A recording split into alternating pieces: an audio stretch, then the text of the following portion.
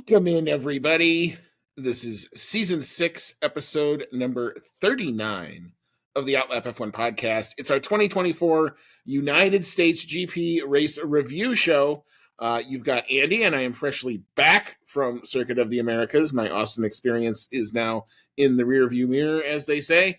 And I'm along with, once again, with Cody, who I think he took it in pretty well from home. You had more viewer points than I did, I'll tell you that. If nothing else. So I was a little jealous. I didn't have my timing or all my little toys that I play with when I watch it. But it's also fun to be there live in the same vein. But how you doing, and how's it hanging? Oh, yeah, you're jealous of me getting to watch it on TV. Oh. No, I'm glad that you had a great time down there and that everything went well. You made it back safe. All good stuff. It was a really good race, and it was a good one to watch on TV, too. There's lots of stuff going on the track all the time, and a lot of it, as you know, we'll get into, happened at the part of the track that you can't see from your seats, which is a little too bad. But yeah, it was a great one, and I was actually did like a little bit of a wedding engagement photo shoot with my fiance that while the race was going on, or we were getting ready for it while the race was on. So I'm sitting here getting dressed, and my fiance's doing her makeup with her mom and stuff like that. And I'm just like, come on, race end. I have to leave in like 5 minutes. But yeah, all worked out great. So you were that guy. You were the guy like holding his phone going, just excuse me while I look over here. Yeah, I hate to say it, but yes, that was absolutely me. Well, in that vein, I'm proud of you because that takes some skill. I've done that.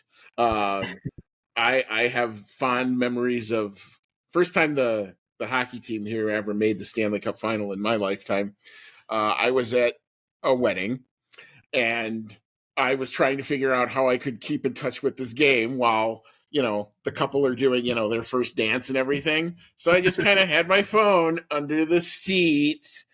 And I would be watching, and I'd pay attention, then I would just stare down like this and look back, throughout it. I didn't have video on. It was before the real good days of streaming video, but I had like the ESPN Gamecast going on during the time, and I knew who won. And ironically enough, once the game ended, they made a big announcement at the wedding, and I'm like, oh, well, all right, I guess that defeated the purpose. But at least I knew it told me, one, I wasn't the only one doing it, and two, I think I was forgiven because I think it was all good from the bride and the groom there. They all understood. So we all understand, but that's what you do when you're passionate about things. But anyway, yeah, it's nice to be back. I'm a little redder, a little sun-kissed, but it was a very fun COTA experience. I got to meet a couple people who I know listen to the show, which was actually pretty cool.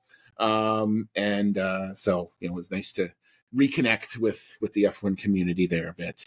But lots of people around Austin all weekend. So, they tell you sometimes your social battery needs a recharge. I was social battery tapped out Sunday night. I will be completely honest with you. There was lots and lots of fellow F1 fans, but everybody was, for the most part, except at the very, very end, apparently, which is something we will have to talk about, I thought was very well behaved. But apparently 200 people didn't get the memo. So we will talk about all of that in due course. But anyway, if you found our show, welcome along. You can find us, as always, Twitter, Instagram, Discord, Reddit, and, of course, YouTube. At Outlap F1 Podcast is the handle for all of that.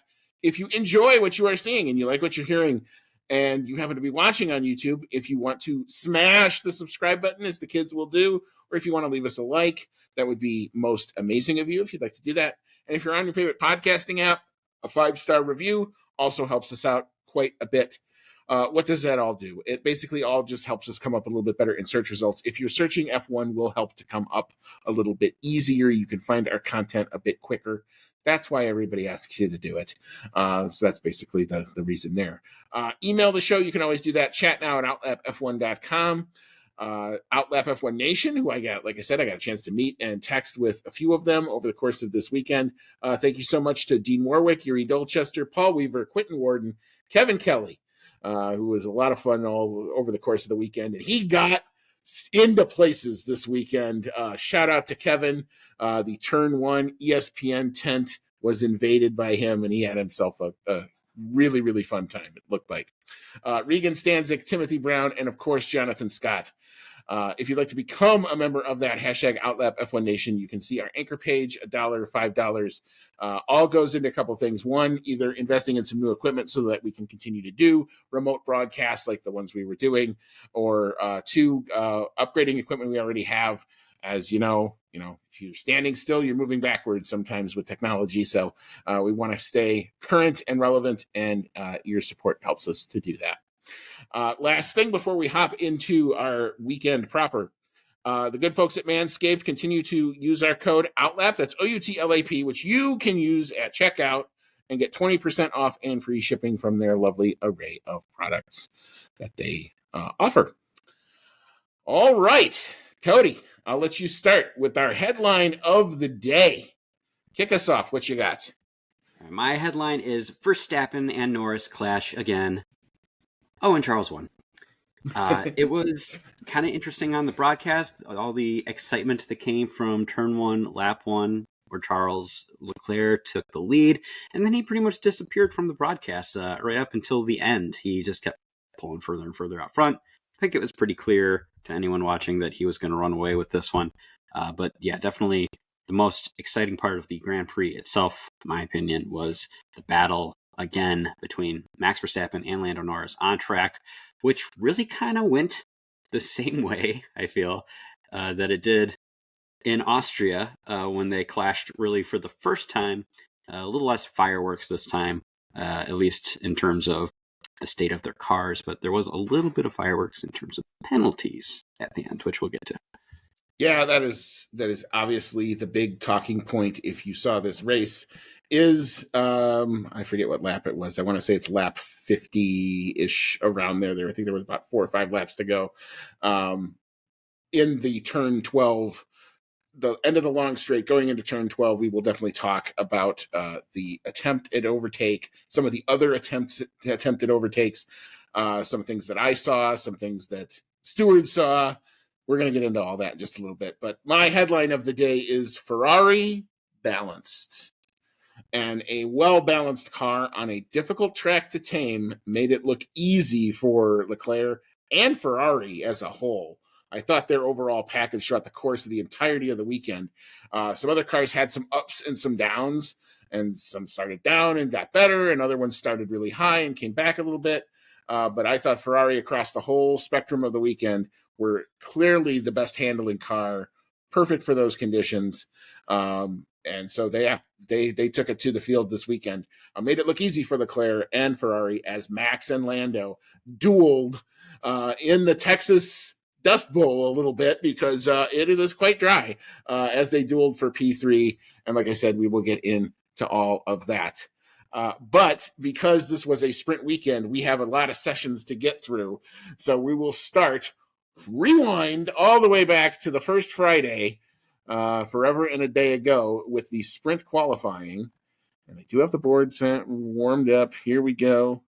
And all right. So in the first sprint qualifying, going out in P20 and P19 respectively, the two Kick Saubers of Zhao Guanyu and Valtteri Bottas. However, I will say those cars look really nice in person, despite the fact that they're very slow. P18 was Alex Albon. P17 was Esteban Ocon. P16, this was the shocker of sprint quali on day one. Oscar Piastri in the McLaren. Did not expect to see that. We'll have to talk about that. P15 was Liam Lawson. Before all of his lots and lots of engine penalties. But P14 was Fernando Alonso. P13, Lance Stroll. P12, Pierre Gasly. P11, the other teammate in the protagonist struggle, Sergio Checo Perez, also not in Q3. So both rear gunners not available for the sprint. The top 10 from 10 to 1. Boy, has this guy impressed. Franco Colapinto, we will continue to talk about him and his now very growing cadre of fans who were at Coda all weekend. I heard a lot of Argentinian chanting. P9, Yuki Tsunoda. P8 was Kevin Magnussen. P7, Lewis Hamilton. Early struggles for Mercedes. P6, if I get this going again, Nico Hulkenberg. Haas with a lot of upgrades, looking well, especially early. P5, Carlos Sainz. P4, Lando Norris. So McLaren coming back a bit from their dominance in Singapore. P3, Charles Leclerc. There's that Ferrari and the nice balance there. P2, another shocker in the other side, I think on the good for Mercedes at this point, was George Russell. And P1, I feel like I should be running the Empire Strikes Back here. Max Verstappen in the Red Bull back on the top step in sprint qualifying. All right. Cody, big takings away. That's terrible English. Takeaways from the sprint quali session. It was pretty nice to see Max Verstappen back on top in the qualifying here.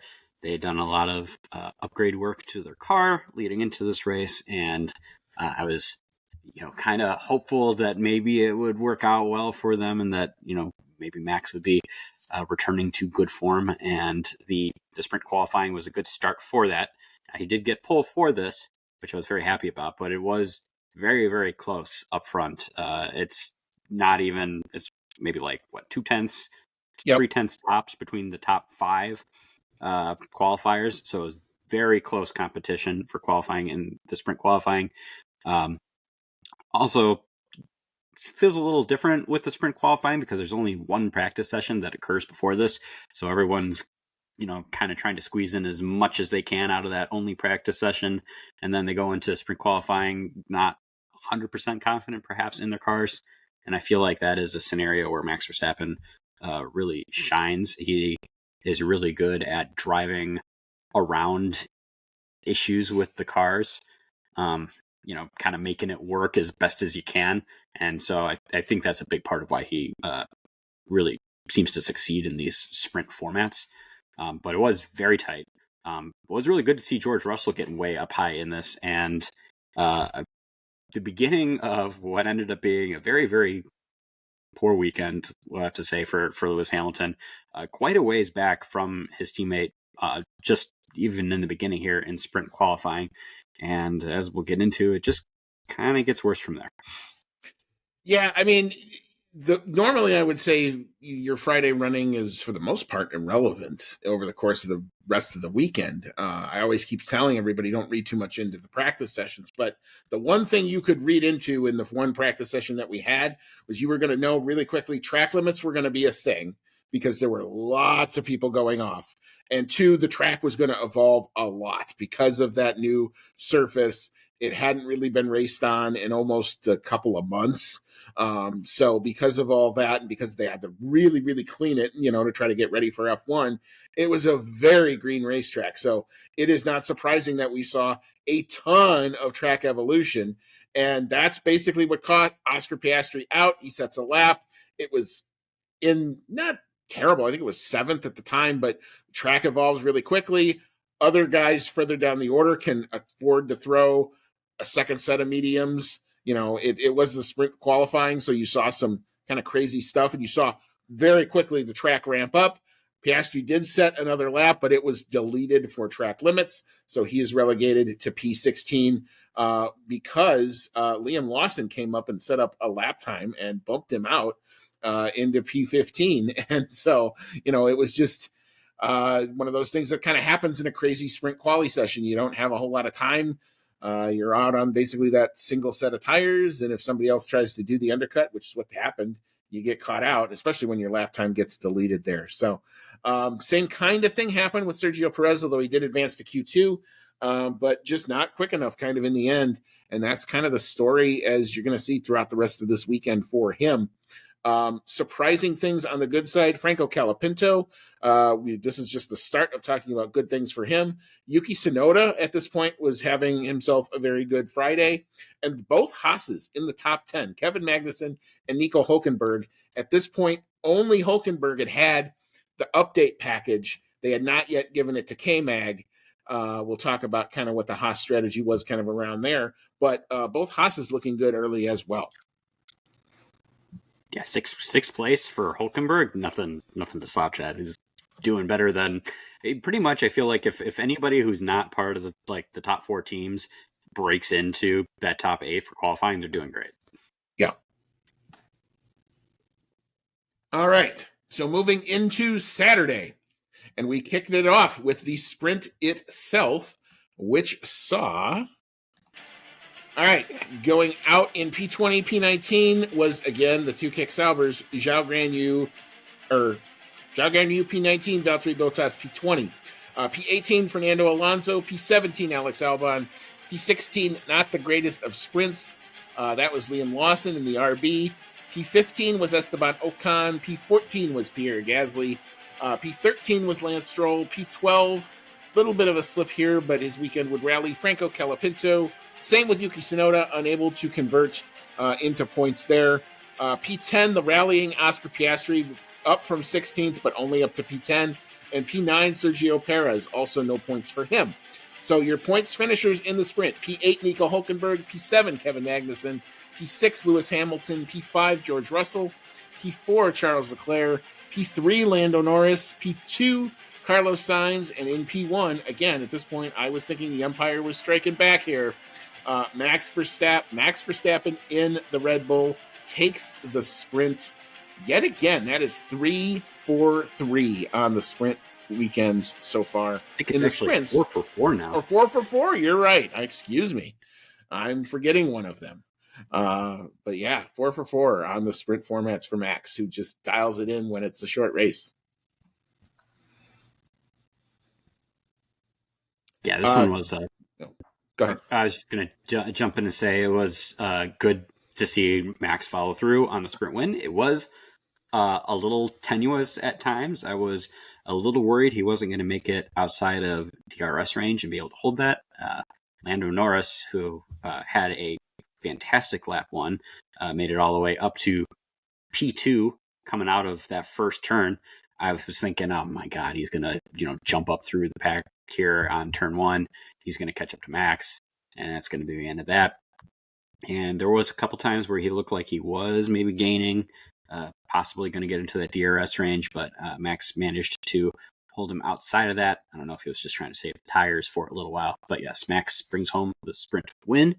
At this point, everything is very important for that championship fight. Any points that he can get up on Lando at this point is going to further secure that championship and make it so that Lando has to pull off just even greater miracles to get to that potential championship. But yeah, that lap 1, turn 1 worked out really well for Lando. Yeah, he did the thing that I wish he would have done on Sunday when we get to there. He went to the inside. He actually got to the inside. He made that corner as short as he could and made it stick and got a couple of positions out when the other guys ran wide and got off and then got into the more grippier parts of the S's and was able to make it stick. So I was thinking at that point, well, my thought, at least from the stands, was this is damage limited. Okay, he's only going to lose a point, is because McLaren did not have a good Friday. Lots of offs, no clean laps in the practices. We talked about what happened to Piastri. He's out in Q1 in sprint quali, and Lando gets there. He's close, but it's too tense. He was never in contention, and where I saw them losing out a lot was the first sector. McLaren had a really good second sector and could have a decent third sector if they could put it together. And it just seemed like they were very inconsistent. One lap would be pretty good, one lap would not be so good. So the qualifying pace was there, but you didn't really know what the situation was going to be, at least in terms of race pace. Race pace for the most part was pretty good, but I think what ended up catching Lando out near the end was his tires fell off a lot more than some of the other guys did. And all of a sudden, a nice little 3-second lead he had on Carlos Sainz evaporates in basically the span of 2 laps. And we get down to the last lap of the sprint going into turn 1. Lando goes defensive and has a pretty significant lockup, which forces him wide, allows Carlos Sainz to come in. And he's lucky he didn't get passed by both Ferraris at that minute, because Leclerc was then very much on his gearbox throughout the rest of the lap. There was a move in, I think it was turn 15, where Lando shut the door pretty hard on Charles, and Charles had to veer off, and that was the end of that. That was investigated by the stewards. However, at this point, he was found to have no further action on that move. given the fact that he did not change his line. So it not as good of a damage limitation as it could have been. He does lose 2 points if you are keeping championship score. I've said until it's under 50, I don't know why we do this, but whatever, fine. It went from 52 to 54 at this point. Yes.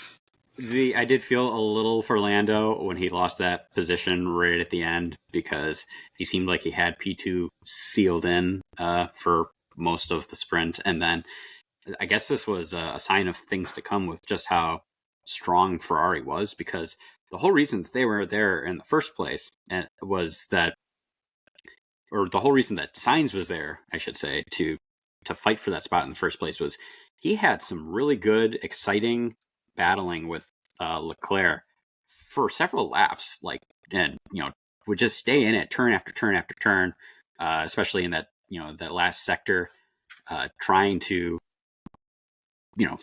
fight for third place. Like, he was really going for it, really wanting it. And Leclerc even came over the radio at one point and said something along the lines of, "Hey, we should focus on the guys in front of us, as in, get off my ass." But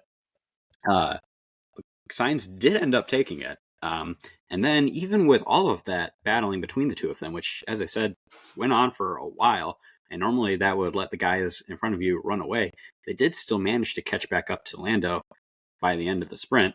And, Sainz managed to get by Lando. So they were having a really strong weekend, even from the sprint.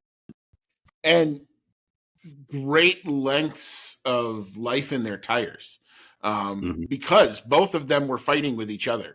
And it was actually it was amazing to watch the fact that you saw all of that wheel to wheel with the two of them. And you would have thought, well, that would have been it. Once they sorted out amongst the two of them, they're just going to fly in formation and that would be it. You don't want to burn these tires out. At this point, the track is still evolving. It evolves throughout the course of the weekend here. And you didn't know necessarily what the tire deg was going to do. And you didn't know who was going to catch out and who it wasn't. And as it turns out, it caught out Lando more than the other two. But I thought the fact that the Ferraris used the tires as much as they did, it wasn't like they were just pristine and, lifting and coasting and doing all this stuff. No, they were fighting with each other. And then they took the fight to some other guys along with it. So, but, at least at this point, out in front, there was Max doing Max things, just kind of, out and extending, nice little 4-second lead there, and a very strong sprint at this point. I was thinking, oh boy, the Red Bull looks like it's, at least on the Max side, definitely looked like it was back all the way. And when we get to Sunday, it was still back, but it's not the dominant force that it was in the early part of the season. Let's put it that way. In terms of other positive things I would take from the sprint, you got to give it to the two Haas guys. Double points in a sprint race is something significant for them. They are firmly entrenched now in a P6 battle with the VCARB team, and all these points really, really mattered. Unfortunately, the negative story, I think, from the sprint is you got to look at George Russell and Lewis Hamilton, who George Russell's from starting P2 looked like he had a mega qualifying lap and then came back.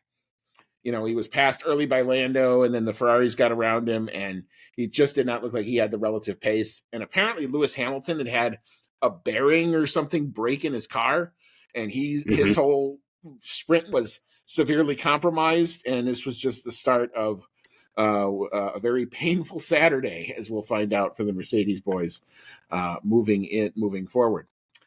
Any other thoughts on the sprint before moving on to the regular quali? Just following up on what you said, Hamilton was complaining about something not sounding right in his car, I believe on the formation lap for the sprint. So he knew right away, that's nothing quite, it doesn't seem quite right. And the team was like, yeah, I don't think we see anything wrong. Just kind of go for it. And then on George's side, yeah, he had a great qualifying, but it did not translate into the sprint. I think just maybe trying to defend for his position. He used up the tires. He was complaining not that far into the sprint that his tires were gone. I think it was by the time Leclerc made it around him, and yeah, I think he just used up. the broadcast was describing that he used up, I think it was like the front left, just trying to defend position lap after lap. And once that was gone, he really couldn't fight it out then anymore. Yeah, and it wasn't bad enough to get into the clutches of the Haas's or anything like that. But again, the tale of both the rear gunners, Piastri making some gains up to P10, Sergio Perez making some gains up to P9, but again, no points for either of them. So at least in the constructors, this was basically, at least amongst the top two at this point, only a 1 point change in the overall constructors battle as well. All right, so now we took a break. We actually had like a 3-hour break, which was kind of weird. There were some support races and stuff that happened. You walked around to try to find some food, which was quite an adventure. I will have to tell you the price of the one thing of food that I bought. I thought it was a mistake. God. It wasn't a mistake. But anyway, that's what you get for trying the premium options there. But I did that to myself. So moving into now the actual qualifying, which happened in that golden hour of 5 p.m. It actually got a lot cooler. And so we saw a few things. And here's what we saw. All right. So going out in Q1 of the main race, qualifying. P20 was Zhao Guanyu, the shocker of qualifying here at this point. Lewis Hamilton, 5-time winner, out in Q1, only managing P19. P18, Valtteri Bottas, his old teammate out-qualified him at Coda. Wow, did not see that one coming. P17 was Franco Colapinto. P16, Alex Albon, as the Williams had come back a bit to the field at this point in the weekend. P15, although it didn't matter because he had a 60-place grid penalty, as it turned out, Liam Lawson. So he qualifies P15, but he ended up going to the back. P14 was Lance Stroll. P13, Esteban Ocon. P12, Nico Hulkenberg. And P11 was Yuki Tsunoda. The top 10 from 10 to 1, although he did not set a lap time in Q3, as all of his laps were deleted for track limits. That was Sergio Perez. P9 was Kevin Magnussen. P8, Fernando Alonso. P7 was Pierre Gasly, star of qualifying if you're not in the top 4 teams for sure. Did not see that one coming. P6, George Russell. P5, Oscar Piastri. P4 was Charles Leclerc. P3 was Carlos Sainz. P2, Max Verstappen. And P1 with a lap time of 132.330, Lando Norris in the McLaren rallying a bit here. All right, Cody, big thoughts here in the main quali. Big thought for me is that Lando perhaps got saved a little bit for his pole. I guess we'll never know for sure, but he did have the pole time. Max was on another flying lap at the end of Q3, setting purple sectors, looking like he was going to take that P1 spot again.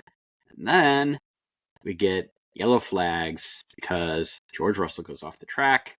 He's in the gravel trap, nothing to do. And that was pretty much at the end of the session. So at that point, everyone who's on a flying lap, their flying lap is done because they're not going to get rid of those yellow flags with them being stuck in the gravel trap. So everything was sealed in at that point.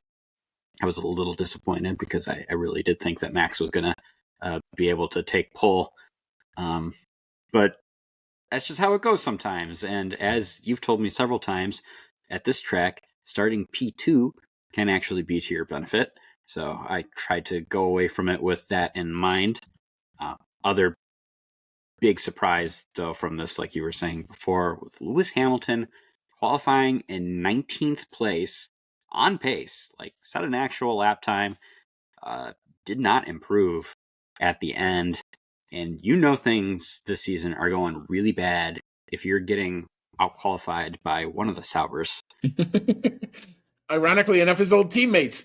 Would not have had Bottas beats Hamilton in qualifying as your headline, but there we were. Whatever the problem was, apparently did not get. They fixed the bearing issue. That was not the issue here, but just could not get the car to be balanced, or at least the way that Lewis liked it, despite having the opportunity to do so, because at this point Parc Fermé was broken. People could make changes. And you did see obviously some difference in the order, especially compared to the Friday. Again, this was another situation where we saw a lot of ramping up in Q1, and you almost expected someone to get caught out. I did not expect it to be Lewis Hamilton. That was not in my bingo card for sure.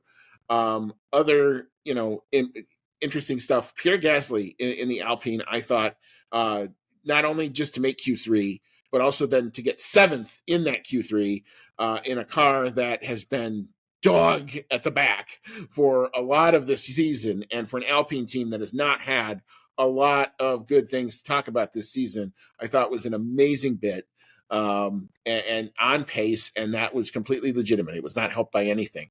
When we get to the battle at the front, it was interesting that, one of the things that Lando does is he always wants to make sure he gets to Q3 with 2 sets of fresh soft tires. And he didn't set a second time in Q2 because it was good enough. And you're always taking a risk with a track that's evolving like this one would. And you never know if that's going to pay off. But he manages to get there. So he had that new set of tires. And it was the only time all weekend that he figured out the first sector. And he wasn't beating Max, but he was at least on par with Max. So that when he could get to the second and third sectors where the McLaren car was slightly, and I'm only saying this, slightly better at that point of the weekend, he was able to eke it out. I think it's 132.330 versus a 132.361. It's almost nothing. They're almost setting almost identical times.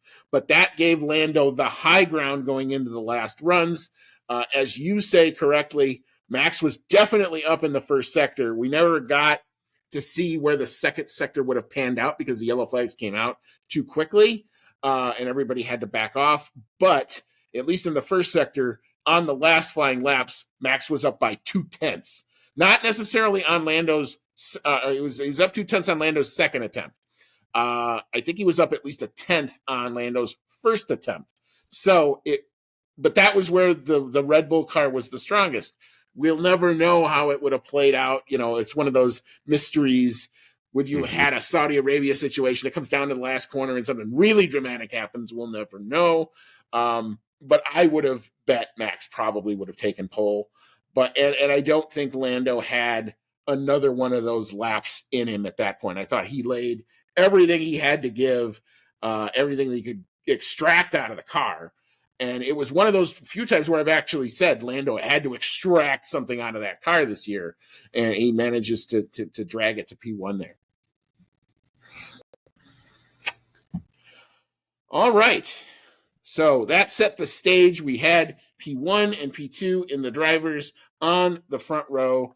It was all set up to be an epic race, and Sunday certainly delivered on that. And we shall start, as we are apt to do, with the back markers. So we've got some people in here that we normally don't talk about in the back markers, starting with that aforementioned Lewis Hamilton, whose weekend just kept going downhill. He only finishes 1 lap on the day. It was a good lap. He was up to 12th from 19th. Or from 17th, because there were a couple of guys who took engine penalties and changed the components. So he started 17th. He was up to 12th on the first lap, but it was not to be. It was almost a carbon copy of the crash that Russell had in qualifying. Happens to Lewis in the race.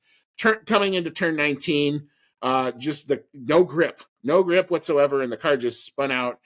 He didn't bin it as bad as Russell did, but he ended up in the gravel. That was the end of his day. So he gets the dreaded DNF. P19 was Zhao Guanyu, P18 Esteban Ocon, P17 Valtteri Bottas, P16 Alex Albon, P15 Lance Stroll, P14 Yuki Tsunoda, and P13 both Aston Martins out here in the back markers. Painful weekend for them as well, seeing Fernando Alonso come home P13. Cody, big thoughts here in the back markers. Pretty much the cherry on top of a dumpster fire of a weekend for Lewis Hamilton. Like you said, he made up great ground at the very beginning. You thought, oh, maybe he's going to be able to salvage something from this, and then goes off into the gravel trap, and it is over there. So I'm sure Lewis is going to be very happy to leave this weekend in the past and hopefully move on to a better race in Mexico. Thought it was kind of funny that Esteban Ocon ended up with the fastest lap of the race. Pretty much took that away from anyone who was actually going to get a point for that. And then, well, they're getting rid of that, so why don't we have that happen one more time? Now, this one was not nearly as controversial or will not be talked about as much, but it's the same thing. So it's, as I'm going to say later, it's a stupid rule. I'm glad they got rid of it. Yeah, this just goes to show, too, Ocon had the means to go for the fastest lap, was able to get it, not able to get the point for it because he's at the back. So it seems kind of goofy that he would be able to get the point for that anyway. And I understand why, they don't give you the point if you don't finish in the top 10, because if they did, that would pretty much mean that you're valuing fastest lap as much as P10, which just doesn't seem right. But it does seem a little goofy that you can take away that point from everyone else. So I kind of agree that I think it's a good thing that they're getting rid of it. I mean, it was interesting in the post race. He said he was only doing that to take it away from Colapinto, because it was actually the Williams team before that. If I pull it up, I've got the actual. Oh, I had it, and I thought this was interesting. Yeah, Colapinto set the fastest lap on lap 46, and that was a 1:37.611. And then Ocon sets it on the last lap of the race on lap 53. And with a 1:37.330. Okay, so that makes a lot more sense then, because Williams and Alpine are actually legitimately battling for position in the Constructors' Championship. Yeah. So it makes a lot more sense now that he went in there to take that fastest lap point away from Williams, because they would have stood to pull further out ahead of Alpine. But still, perhaps silly point. Probably a good thing it's gone away. Speaking of Williams, Alex Albon had not the greatest weekend here, especially compared to his teammate Colapinto, who is pretty much shining since he's come up into F1. And I've heard, especially on social media, a lot of kind of pointing at how Albon has done since Colapinto has become his teammate.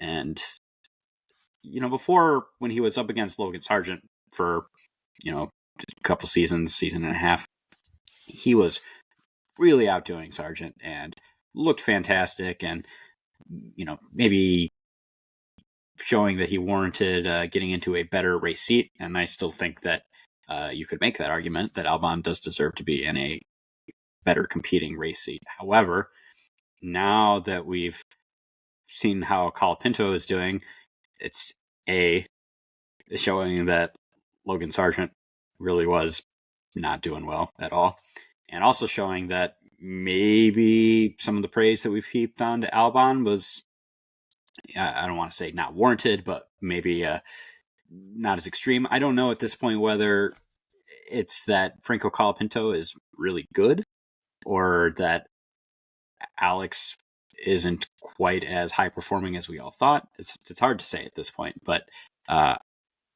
he's definitely got to be getting a little frustrated with his brand new teammate outperforming him at times. Yeah, I mean, Williams is going to have a headache on their hands, and it's going to happen really, really fast. And it's a good headache to have, but what do you do? I mean, you've got signed contracts for Alex Albon and Carlos Sainz next year. That looks to be a much more experienced lineup. But here, Franco's come in.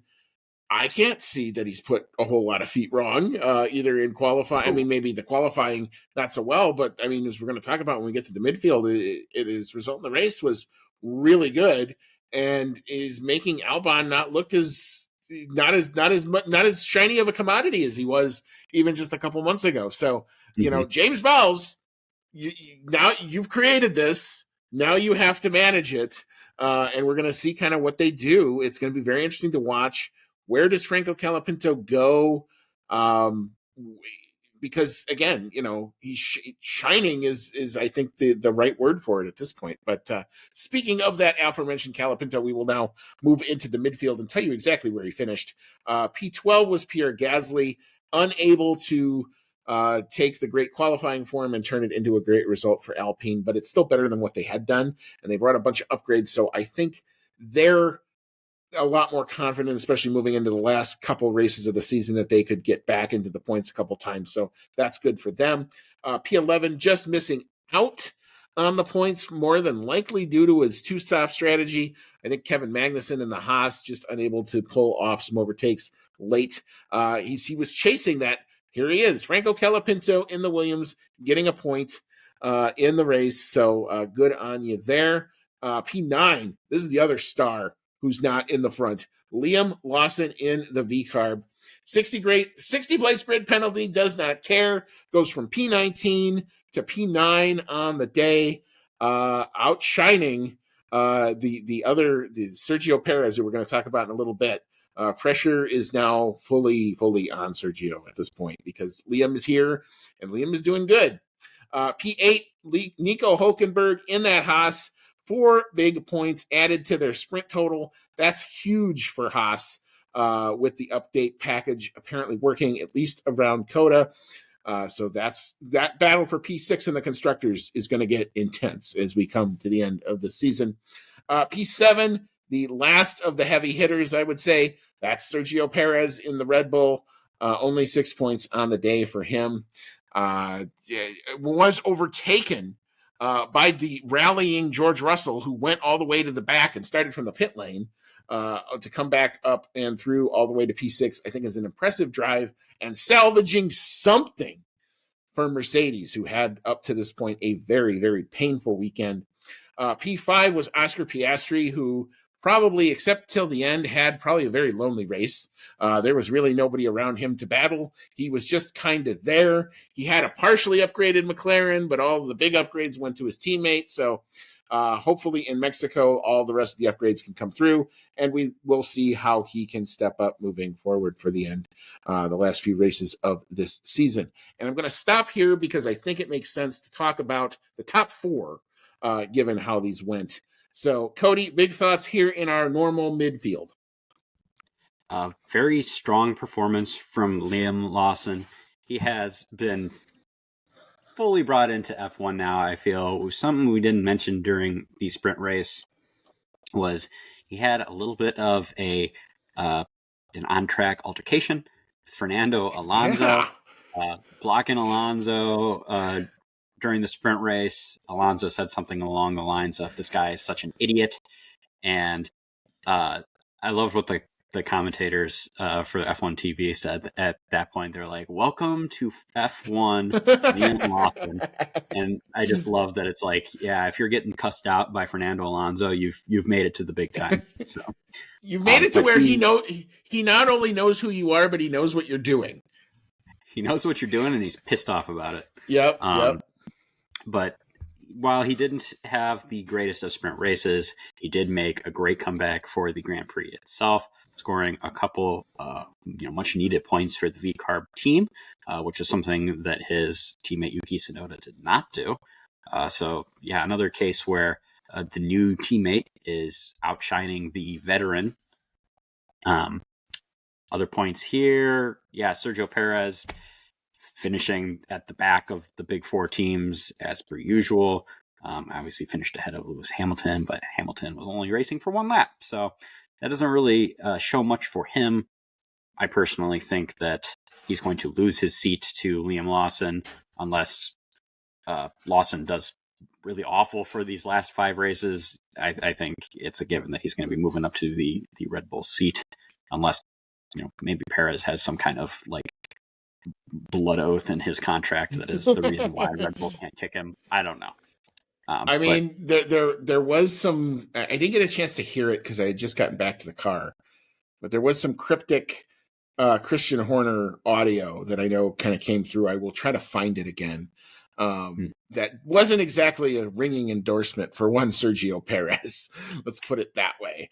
And I think Christian's one of his biggest defenders. So if you're losing your biggest defender, that doesn't bode well. Let's just put it that way. It's good when the team principal is your biggest defender. So I guess he had that going for him. But yeah, if he's losing that support, I mean, what else do you got left? You got your sponsorship money. You have the fan base that comes with Sergio Perez, which is a big deal. But I don't know if that's going to be enough anymore, especially with how well Liam Lawson is performing. And I'm sure he's got a big fan base too. He's the only driver on the grid now from New Zealand. I'm sure, I know that there are plenty of big F1 fans in New Zealand, so there's a fan base there for him. And he's a new young guy in the series, really deserves a shot. Yeah, Liam Lawson kind of put the capper on quite the weekend for New Zealand sport, because one of our supporters, Dean Warwick, who I know listens to us from New Zealand, can attest to. I know he's a big sailing fan. Team New Zealand has defended the America's Cup, so they will maintain it for at least another 3 years. I did see the last of the races. They took out a team that was being supported by the Mercedes Works team in Ineos Britannia. Really wasn't even a close real match. It was 7-2, I think, was the final score. So yeah, Team New Zealand, boy, can those guys sail a boat, if nothing else. They can play rugby, they can sail a boat, and apparently Liam Lawson can really race a race car. So we're gonna see that. So New Zealand, they had a bonkers weekend, a lot better than Texas football. Ouch. Yeah, I was pulling for you. I was rooting for you, and you let me down, and I'm really glad I didn't bet it. Anyway. All right. So we will leave kind of the traditional midfield. I think it makes sense to talk about, normally we would just do the podium, but I think just given the battle that we saw, it makes sense to talk about this basically in two groups of two. So P1 and P2, who did not have a whole lot going on in this race because they were just so damn good. Charles Leclerc in the Ferrari, let's give him his props. And Carlos Sainz in the other Ferrari, let's give them both the proper respect they are due. That is a 1-2. That was a pretty dominant 1-2, especially what we've seen given where these other two teams in both Red Bull and McLaren have been. So great job for both of them. P3 turns out to be Max Verstappen, and P4 losing it from pole and finishing only in P4, but not without some controversy, is Lando Norris in the other McLaren. All right, Cody, big thoughts on the Ferraris before we get into the Max Lando tussle. That is probably a good place to start. So, first off, Charles Leclerc making it into the lead again, just like in the sprint race, we had a lot of action at turn 1, lap 1. Max Verstappen makes a big dive to the inside to try to cut off Lando Norris and take the lead. And in doing so, he leaves the door wide open for Charles Leclerc to pull through into the lead. And that was pretty much the end of it. We saw that the Ferraris were very strong during the sprint. They continued to be very strong during the Grand Prix. A big thing that was a talking point for the Ferraris was they didn't really bring any they didn't really bring any upgrades to their car for this weekend. The flip side of that, though, is they also understand this car very well because they're not throwing anything new at it. So that might have contributed to their strong performance. But I digress. Charles Leclerc pretty much ran off with this one, just kept opening up the gap further and further and further. Never looked like he was out of control in this race. Had very good pit stops, very good tire management. Carlos Sainz also looking very strong. He overtook Max Verstappen during the first pit sequence and held on to that very strongly for the rest of the race as well. So, yeah, considering Carlos Sainz, let's see here, Carlos Sainz was P2 in the sprint and P2 in the Grand Prix, and Charles Leclerc comes away with the win. I would say that is a big win for Ferrari. Absolutely. And you mentioned it in our kind of little pre-show discussion. Didn't see much of Charles Leclerc on the TV broadcast. Well, I saw a lot of Charles Leclerc as he would go by, and I'll tell you why he wasn't on the TV broadcast, because he was by himself. There was nobody near him for a good chunk of that race. The only time he was bothered by any other car other than on the first lap was when he was trying to lap somebody, and then he had blue flags. So, I mean, there really wasn't any reason to put him on TV because he just pumped in the laps, just did the job, and it was probably one of his easiest victories that I've ever seen him really do. And he closed the show. There was no drama. You know, harken back to his almost first win when he had it in Bahrain, and then the engine died on him. It was this, but without the drama. So full props to Charles Leclerc and to Carlos Sainz, because I had thought Ferrari had almost done the split strategy, but they were so good on their tires because Carlos Sainz, I think, pitted relatively early. And I'm like, oh, maybe they're going to have to box him again because as we saw, as we get into Lando and Max, both of them went longer and brought a one stop, which was not what anybody was expecting going into the race. Ended up turning out to be the winning strategy there. Leclerc had said, I want plan C. That was the one stop. We found that out. So he only does the one stop. But Sainz had stopped earlier. Sainz about maybe 8 laps before Leclerc did. So I had thought maybe Sainz was either going to have a mega drop-off in his tire performance. He never did. Finishes still 9 seconds in front of Max Verstappen at the end of it as the timing goes. But, so, I mean, just Ferrari was just in the zone this weekend. You gotta say that. And good on for both of them. Does this form the question that I have is, was this a one-off in track conditions, temperature, wind, all of that other stuff? And then where do we go? We go down to some very different tracks in Mexico where you're going to see the high downforce wings versus the low downforce packages. And then Brazil, where it's going to be kind of, all different sorts of things. But Ferrari are placing themselves. They are now back into the constructor conversation. They're only 8 points now behind Red Bull when we get to the constructor points. So Red Bull's looking in front and looking behind as far as that goes. But all right, we've gone around it long enough. I guess this is kind of the main event of the evening. The Max Verstappen, Lando Norris battle throughout. Starting on lap 1, Lando in pole, Max in P2. Lando, both of them, I can tell you, and this is where I do love where I sit, because I can tell you if the launch was good or not. The launches were both good. They both had really good launches. I thought Lando had a slightly better launch. It looked like he was going to clear Max going into the corner, and I don't know if it was a combination of Lando didn't think Max was going to be able to go that far to the inside, or Max found a bit of grip that nobody thought was there, but he squirted the throttle enough to get alongside Lando on the inside going into turn 1 and rode Lando to the outside, which that is a move I've seen done many times. That's the move that Lando basically tried in the sprint and pulled it off. And the only thing, I've watched several replays of it, and the only thing was Lando did everything he needed to do except the last part of it, which is shut the goddamn door. And I think that's what I said when I saw the replay of it. I'm like, why did he not shut the goddamn door? But again, fair props to Max on that one. There was some talk of a potential penalty there. That's not what I'm upset about in terms of stewarding. We'll talk about where I'm a little more interested in. It was an interesting moment Max ends up having. I think it was with Carlos. Was it Carlos Sainz where they went into turn 12 in the first lap and Max goes way wide and holds the position? I don't remember exactly what lap that was, but yes, it was Carlos Sainz. Carlos Sainz trying to make a move. It's got to be on the first lap.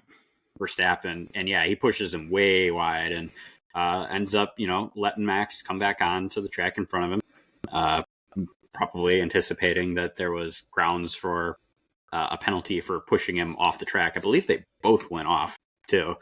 But Max went way wide. Way wide. And hold on as we said for the time being. Yeah, I mean, that was no qualms from the stewards on that one. Turn 12 turned out to be kind of a pivotal point.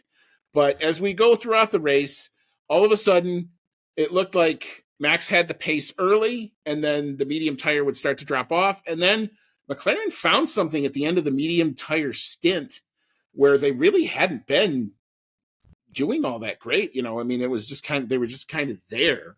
And then all of a sudden, the medium tire fired up a bit for them. They get a little bit closer. Max pits, and both Lando and Oscar stayed out basically another 7-8 laps to create that tire delta. So Lando comes out about 6 seconds behind Max with 24, 25, almost 23 laps to go. I think it was something around there. It's when he finally did stop. And all of a sudden, you're watching it come down. Half a second here, 1/10 of a second there. He's sucking him in. We get to the point where about 10 laps to go, Lando finally starts to get into DRS, and now the battle commences. And for the next, I think, 6 laps, you watch 2 guys go at it, and it was you that's what you want to watch Formula One at its best. Watch that up until the very end of it. You can cut the end of it, part of it out, and watch that. And it was so much fun to watch. It was an intense watch. The one thing that I kept saying that Lando didn't do, which I was shocked that he didn't, and it's interesting when you talked about Austria, he did the same thing. He never went to the inside. I don't understand why, even when he got into DRS, he kept trying to overtake Max on the outside. And it was almost to the point where I'm screaming at him going into turn 1. I'm going, inside this time! Inside this time! And he wouldn't do it. And there was a couple times Max would slip up in the S's and Lando would get super close. And there were other times in the stadium section where Max would have a little moment and Lando would get super close. Just couldn't get there until about 4 laps to go. Lando's now really, really, really in the DRS. You knew the move was about to come. You knew something was going to happen. Lando goes to the outside. He does get back Max going into the corner, but Max is now on the inside.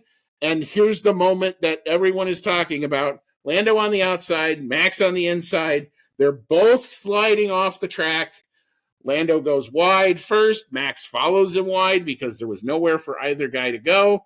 They both go off the track, but Lando holds down on the gas, try to finish the move off, does pass Max to the outside, but he's way off the track when he did it. And then we see the 5-second, or the steward's inquiry happens. It gets noted, leaving the track gaining an advantage. And eventually Lando Norris is assessed a 5-second penalty on the last, actually after the checkered flag fell. It was right after the checkered flag fell that the penalty came up. There has been talk amongst this in social media circles, in every intelligent commentator has tried their take on it. Cody, I'm going to put this all on you. What's your take on it? So, you're an intelligent commentator, so let's find out what you got to think. Well, a big part of why Max was in this position in the first place was the car did not seem to have quite as strong a pace as it did during the sprint, during qualifying the day before. His team had come over, the Red Bull team came over the radio during the first stint and said, hey, we see something wrong with the car. You're going to be losing some pace. Just stick it out. We're going to take care of it when you come in for the pit stop. And so I'm thinking, okay, he's losing pace to everyone because there's this problem. He's going to get it back. He'll be able to, make a run for it. That did not happen. I don't know if they changed anything or what they did. They never really mentioned what the problem was, but they put him on the hards for the next stint after an extended stint on the mediums. And he was still continuing to lose pace to Lando. As he described, he complained that he had no grip on the hard tires, really didn't like them. And yeah, when Lando caught up to Max, it was, as you said, some fantastic racing lap after lap. They were so close and fighting each other quite cleanly. Mm-hmm. And it was great. And Lando just needs to be a little bit more of an asshole, I think, to really beat Max at this point. I feel like he's being too nice. He's not driving aggressively enough yet. Max is so aggressive, and that was shown at that turn where Lando ends up actually getting past Max. He had most of the pass done going into the turn, but Max being on the inside and being willing to push the rules to their boundaries and beyond is sitting there going, well, if I'm on the inside, all I have to do is be ahead at the apex, and that'll get me the benefit of the doubt of it being my turn and controlling the line and whatnot. So what does Max do? He is super late on the brakes, pretty much guns it up the inside of Lando to get that I was ahead at the apex, even though he probably didn't have much intention of actually completing the turn within track limits. And yeah, he puts Lando way wide. They both actually, go off the track. With Max, it's very slim margins, but he, from what I could tell, was all four wheels outside of track limits. But he pushes Lando wide, and Lando decides, I'm going to come out in front of you. And overtaking off the track is a pretty clear no. You definitely can make the argument that Max pushed him off. But this is where you get into the gray area of the bullshittery of the rules is, the whole, and I don't even really fully understand how these rules work. But there's different conditions as to what's okay and what's not okay, depending on whether you're on the inside or the outside, if you're the overtaking car. And so far as I understand, if you are on the inside, you just have to be pretty much like up alongside the outside car at the apex, and that entitles you to the racing line and track space. And because of that, and because of the nature of this turn at this track, where it's really hard to stay in track limits anyway, I think they're kind of giving the inside driver some benefit of the doubt, pushing people off.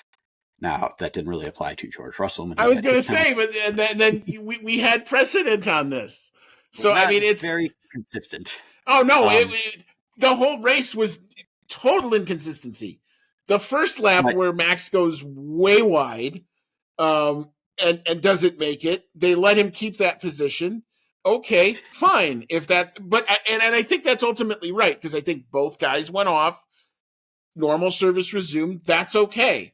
I'm not complaining that I didn't think Max should have got a penalty for that. I'm not suggesting that. But again, the George Russell thing is the same move. It's the exact same move. He's on the inside. He looks like he has the apex, but apparently he pushed, I think it was one of the kick Salbers or something off. I think it was Hulkenberg. Or it might have been Hulkenberg or something like that. And he pushes him off, and that is awarded a 5-second penalty. So you would think that's the precedent, right? But the slight difference is George was doing the overtaking on the inside, and he pushed the other guy off the track and gained the position on the inside. So I think that's what gets him the penalty, versus Max being on the inside, getting overtaken and pushing off the track. Apparently that's different, I guess. My counter argument to that is, going into that corner, Lando is a car length in front. But that's what I mean, is Max doesn't step on the brakes, so that he is technically up alongside him at the apex. I'm not saying it's right. No, I know that. I know that. What Max does is he goes into this being like, I'm going to bend the rules as much as I can. I know that it says if I'm alongside, I'm good. So I'm going to take that for everything that it's worth. And he only received support for doing this again in the future because Lando gets the penalty and ends up losing third place to Max because of it. So yeah, that's just supporting Max, making him think that, what I did was totally cool and kosher, and I'm just going to keep doing it. How many times have we seen that move from Max, where he dive bombs into the inside, trying to stay, up alongside at the apex and push somebody else off, and they say, meh, yeah, cool. And that's what I was for it in Vegas last year, but that's really kind of an exception. But again, that goes to the whole, it's totally inconsistent. It's maddeningly inconsistent. And look, I mean, we can freeze frame this thing. I've seen freeze framed videos of it. There's better people out there. Anthony Davidson, I think, does a pretty good job of breaking it down with the sky pad right after the race there.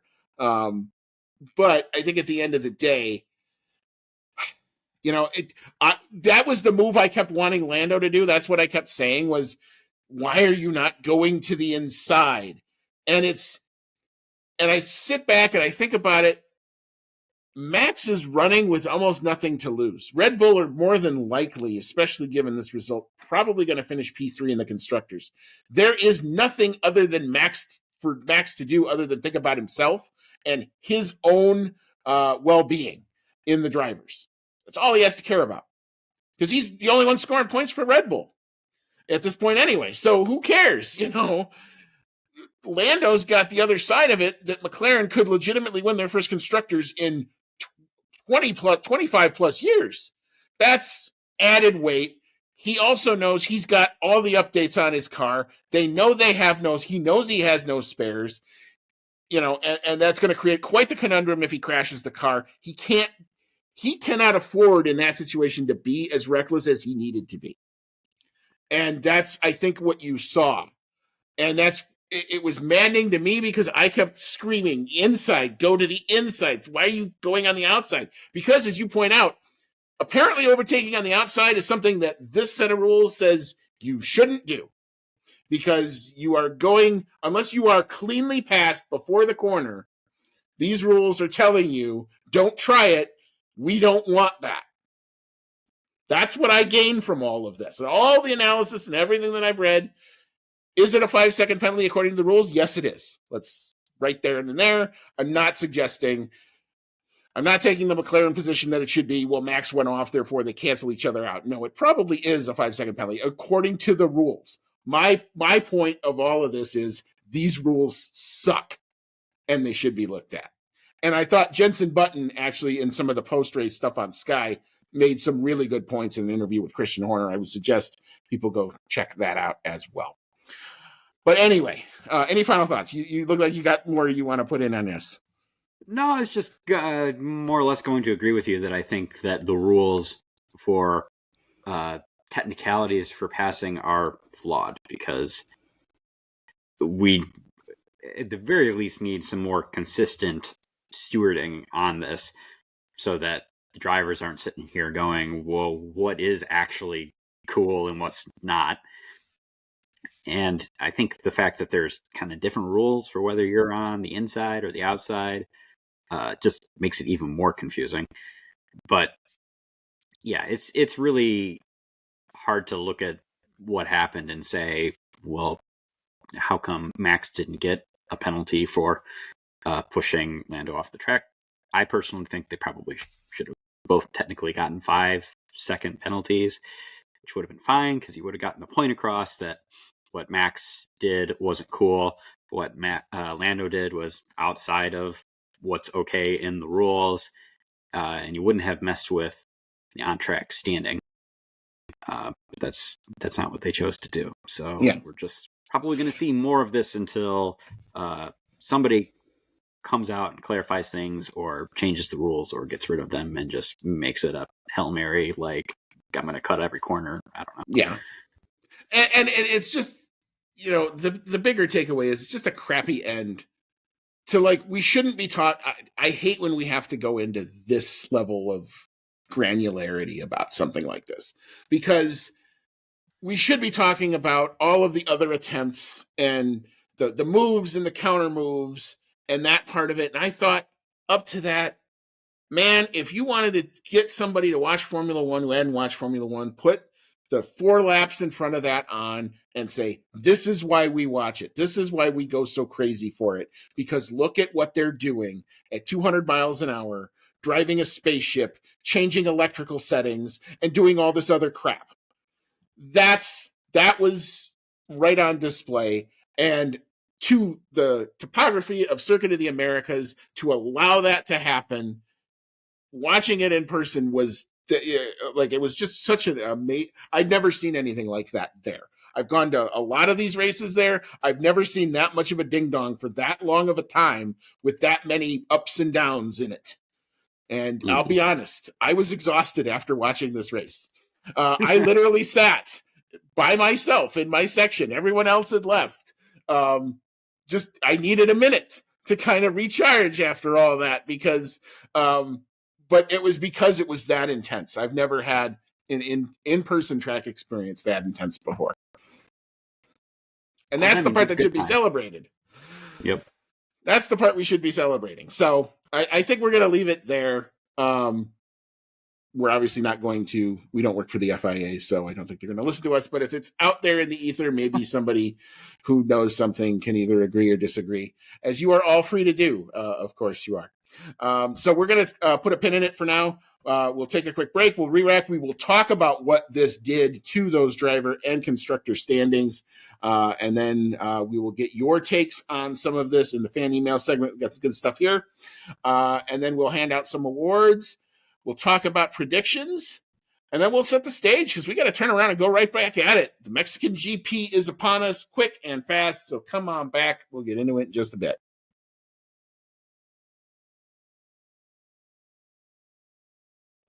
Welcome back in. This is season 6, episode 39 of the Outlap F1 podcast. It's our 2024 United States Grand Prix race review show. You've got Andy, freshly back from Texas, along with Cody tonight. And we just wrapped up an enthralling USGP that, like I said, had me kind of sitting in my section by myself, watching the post-race stuff on the Jumbotron. There's probably a shot of it. Like, you can see the big shot from on top of the hill. You see the one dot, that was me. The big dot there in the corner is probably me just sitting there knackered after this race. But every time that they panned a shot that showed your section of the grandstands, I couldn't help but like kind of look through it and be like, "Can I see him? I know he's there somewhere." Looking for the hat. Yeah. I didn't wear the orange one. I wore this hat the rest because it was karma. I wore the new hat. I wore the new hat that I bought on Friday. They had such a bad day. I'm like, nope. We're going back to the tried and true. Not that it matters, but if it matters, we're gonna set karma up. And then they did better after that. So anyway, but that's neither here nor there. But anyway, but it was a great race and it was fun to be there. It's probably one of the more unique ways I've ever watched a race was that way. Something that intense. Normally when we go, the championships are kind of done and we're just kind of there to take it all in. This was intent watching, with purpose. So it was a lot different of an experience than I've ever had before. So I guess this is what happens when you go to the things in Europe, when all the stuff is still to play for. So we may have to go experience that. And I'm sensing show trip. Yeah. All right. So where does this shake out in terms of all the points? Cody, if you take the top 10 drivers, I will chime in with where the constructors fell out. All right. In first place, still Max Verstappen with Red Bull, now at 354 points. He does open up the gap just a little bit to Lando Norris in second place with McLaren, who is now sitting at 297 points. Charles Leclerc makes the biggest haul of points this weekend in third place for Ferrari at 275. So Charles Leclerc is actually closer to Lando Norris than Lando Norris is to Max Verstappen. So who knows how this is all going to shake out at the end of the season. Fourth place, Oscar Piastri. Pretty quiet weekend for the most part, I would say, this time out. He's the second driver for McLaren. He's sitting at 247 points. Carlos Sainz, also big haul of points for Ferrari this weekend from him. He is at 215 points. Sixth place, Lewis Hamilton. As we said, looking for this one to be done and dusted and in the past. Not a great weekend from him, but he is still holding on to sixth place in the driver's standings for Mercedes at 177 points. And right behind him now, right behind him for a while now, but with the points closing in, George Russell in seventh in the other Mercedes. He is now only 10 points behind Lewis Hamilton, sitting at 167. Sergio Perez, the last of the big four teams drivers, he is in eighth place in the second Red Bull at 150 points. Ninth place, Fernando Alonso in the Aston Martin. Big gap back. He is at 62 points. And then rounding out the top 10, Nico Hülkenberg, Haas Ferrari, looking good at 29 points. Yeah, there are three drivers in ridiculous proximity to that P10. Nico Hulkenberg, Yuki Tsunoda, and Lance Stroll. So now Nico Hulkenberg has ascended and has taken over that 10th spot. I suspect we're going to see that change. Or does those Haas upgrades make it, and can they pare that down all the way to the end? That is, if you're not looking at the front, there's battles afoot all throughout this grid for sure. And so now we will turn and look at where the constructors are. P1, McLaren, Mercedes do maintain P1 in the constructors after this round. They are up to 544 points. P2 is Red Bull Racing. They check in with 504 points. That is a 40-point delta. They do pull back 1 point over the course of the round. But the big winner of this round is Ferrari. They jump up to 496 points. They are only 8 points behind Red Bull for P2 and only 48 points behind McLaren for P1. So they are now definitely in the discussion in the constructors. P4 is Mercedes. That's where they're going to finish. They are on 344 points. There is big enough delta to where it almost maths out at this point. I don't think they could even catch Ferrari, even if Ferrari was to score nothing else and Mercedes was to win everything. P5. I would have so many questions if that happened. Yeah, I know. So would a lot of people. P5, Aston Martin, that's where they will finish. So we do have a couple of spots set for the end of this year. They're on 86 points. P6, this is where it gets a lot more interesting. Haas Ferrari now take over that spot. They move into P6 up to 38 points. P7 is the VCARB team. They scored points as well, thanks to Liam Lawson, but they only managed to get up to 36 points, so that is a 2-point delta there. P8 is Williams. A little bit of a scrap here as well. Williams up to 17 points, thanks to Franco Colapinto. P9 is Alpine. No points here in the main race, but some improved form might put them back into that conversation for P8. So that race I don't think is done or dusted yet. And P10, so that's P9 with Alpine on 13 points. And P10, the car looks so good in person. It's just wish it was quicker. Kicksauber Ferrari, 0 points. That's probably where they may finish, unless something weird happens. They may need a drencher in Brazil or something to maybe get some points. I'm not even sure that would do it. Yeah, you need the heavens to open up at just the perfect time, right after everyone else is pitted and Valtteri Bottas is hanging it out there. He needs to pull what's the guy in the spiker who did it, Winkelhock or something like that. Yeah, he needs to pull a Winkelhock and see if that happens. But enough of our takes on the USGP weekend. We're now going to open it up to the fan email segment to get your takes on it. Cody, we've got our normal regulars and one who chimed in with some colorful comments here as well. It's your time to shine, sir. What you got? All right. Our first fan email comes in from Dave Doherty. Thank you, Dave. And he says, "Hi, team. I hoped that you enjoyed the weekend at CODA. I unfortunately did not, but Andy certainly did. I think Mercedes and McLaren had similarities in learning curve. Mercedes had learning curve. Oh, yeah. Learning curve. A little bit of a minor faux pas there. But anyway. Or it's a great pun. I'm going to say great pun. Yep. I like it that way. Mercedes had nailed the sprint format. McLaren had done better in the traditional format. What were your thoughts on Colapinto's race as he's outclassing Albon? Could he be a future F1 driver in 2026? Any thoughts on Russell's 5-second penalty? So a lot of good questions there. We kind of discussed how we're feeling on Colapinto outclassing Albon at this time.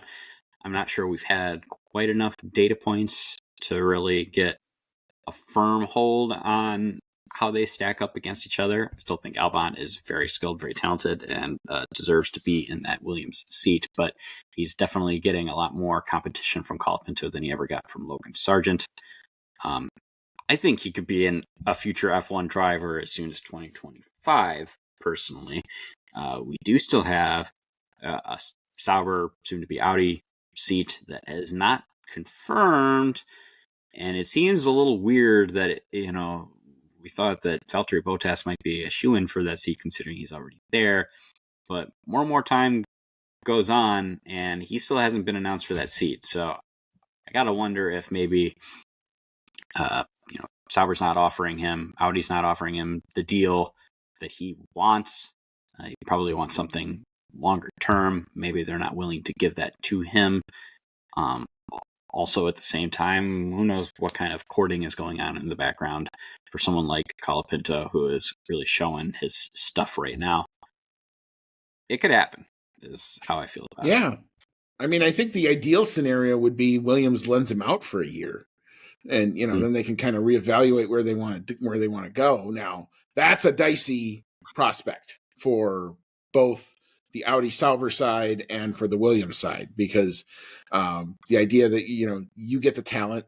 Again, Williams is literally giving a talented driver to a competitor, a direct competitor, somebody who they're going to be racing against, and still yet be paying him to race against them. So that's a very interesting tightrope. So if that somehow gets done, and there's going to have to be a lot of negotiation that goes on for stuff like that, and for that exact reason. When we've seen it work before, we saw it work with Albon from Red Bull. Those two teams were not going to see each other directly on the grid. There was no chance of that.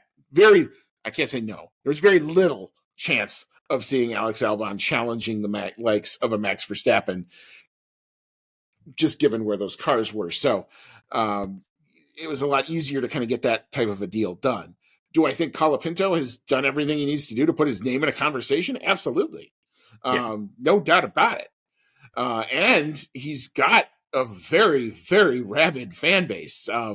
After the race, during the track invasion, there was as many people climbing the walls dressed in Argentinian blue, screaming "Franco, Franco." Normally it's Sergio Perez is the guy with the crazy following at Coda. Franco Colapinto, I think, took the honors this time. There was still lots of Checo support, no doubt about it, but his support is getting up there and quick. So if he's not in F1 moving forward, I think you're going to find a fan base that's going to get a little upset about it. So interesting things to see. I do like your analogy, Dave, specifically between McLaren and Mercedes. I thought both teams, because of the breadth of updates that both of them brought, I thought both started off kind of on the back foot, rallied a little bit. I thought, the George side was able to rally a lot more than the Lewis side, which was just unfortunate for Lewis. It just seemed like everything they tried couldn't work. I thought McLaren got better as the weekend went along. And I think if they could have run this weekend over again, they probably would have done a couple things differently, especially in the initial setup. But, that's just kind of how that cookie crumbled. I have read a whole lot of in the McLaren circles that the team thinks that Coda was going to be, of the tracks remaining, the hardest one for them. And if they're coming out of it with a P4 and a P5, and again, I keep going back to recent McLaren history at Circuit of the Americas, it's not been good. It's really not been good. This is actually their best point haul since that track has been built. So other than the first year when Lewis won, that was 25 points. Jensen scored a couple. Other than the first year, this has been their best haul for a long time, even with Lando getting P2 last year. So there you go. Yeah, I'm sure they'll be happy to come away with that. Last point on the Russell 5-second penalty. We kind of touched on that one a little bit too with yes, technically, did he force somebody off the track during the overtake? Yeah. Was it slight? Yeah. Does it have any kind of consistency with any of the other penalties we saw where people were going off track all weekend? No. So, yeah, I guess my thoughts on it are, if you're going to give Russell a 5-second penalty for that, you probably should give Max a 5-second penalty for what he did to Lando, despite who was where when it happened. Just looking for some consistency on it. Yeah, I mean, when we get to awards, I'll rant about this a little longer, but the end of the day is pick one. Pick one. We should be able to know. We should be able to look at a move in a corner and be able to understand, at least have a rudimentary understanding of what we think is going to happen. Mm-hmm. All we knew was that we knew it was going to go to the stewards. And at that point, I literally looked at everybody in my section. I said, I don't know what the fuck's going to happen. Could be 5 seconds, could be counteracting penalties, could be 10 seconds. I don't know. We'll find out. As we did. Yes, we did. Thanks again, Dave. Our next one comes in from John. Yes, that John. And he, looking at his email here, I think I know right where he stands on this. John says, what an effing joke by the FIA. Get past, don't break, run the guy off the track, and he gets a penalty. Punk ass racing. Yeah, guessing John was not too happy with how that one went.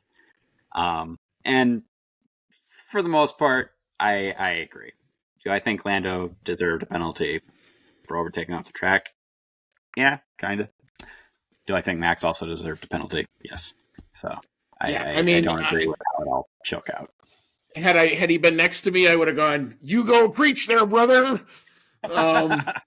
because that's kind of how I felt in the moment. It did take me more than a hot minute to calm down after that, and it really took a second viewing of me kind of watching it and doing kind of my own little analysis on it before I'm finally okay with what. I'm not okay with it, but I'm okay as enough as I'm going to get. Like, it is what it is at this point. They're not going to go change it. There's nothing really you can do.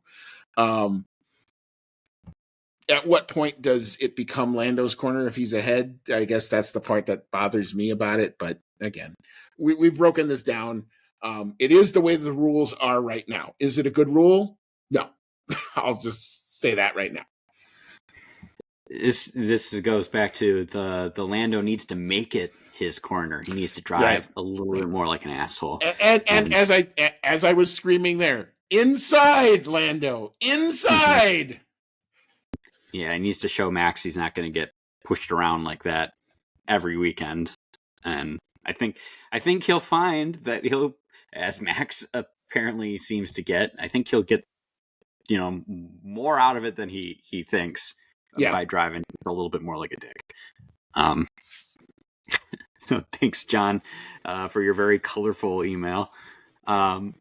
Next one comes in from Rachel Fleming. Thank you, Rachel. And she says, well, 4-week break, and we get a brilliant weekend of racing.